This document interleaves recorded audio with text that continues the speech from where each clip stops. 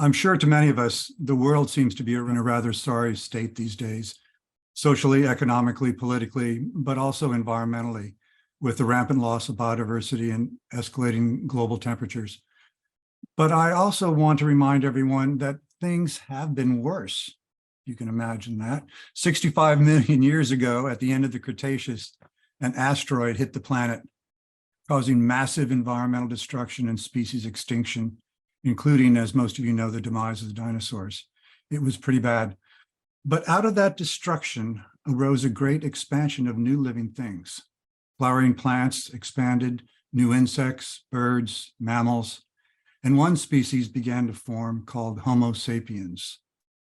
The world of biodiversity got going again after that major impact of an asteroid.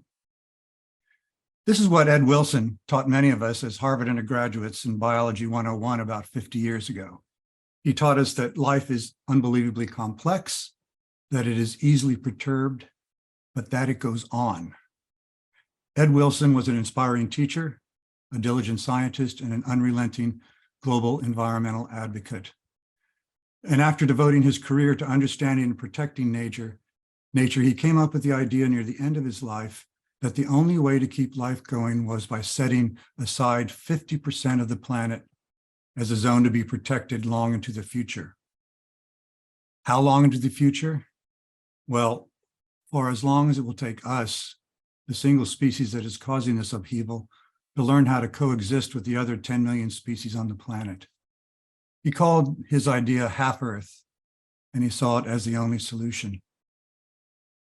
Now, a little other history. In 1990, about 4% of land and oceans had been set aside as protected areas. Today, about 17% of the Earth is protected. The United Nations Convention on Biological Diversity, which recently had its 15th World Conference last December in Montreal, now calls for protecting 30% of all land and sea areas by the year 2030. That's about twice as much as is protected today. Now, this 30% goal has been echoed by many conservation groups and nations around the world, including the US. It is known colloquially as 30 by 30. Half Earth goes beyond these ambitions by setting a target of protecting 50% of the planet. The question is, are any of these targets realistic and possible?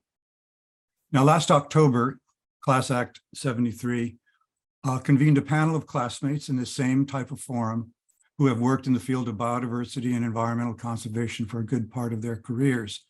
That forum concluded that the goals of Half Earth will require not only a major boost in land and sea protection by about 50%, but will also demand significant changes in our lifestyles, our utilization of natural resources, our economies, our cultural practices, and our political priorities. This sounds a bit like the hurdles that the planet faced back at the end of Cretaceous when the dinosaurs went extinct. The difference, though, is that today, this environmental crisis is being caused not by an asteroid, but by one species. Unlike that asteroid, we might be able to change course if we can muster the courage to do so.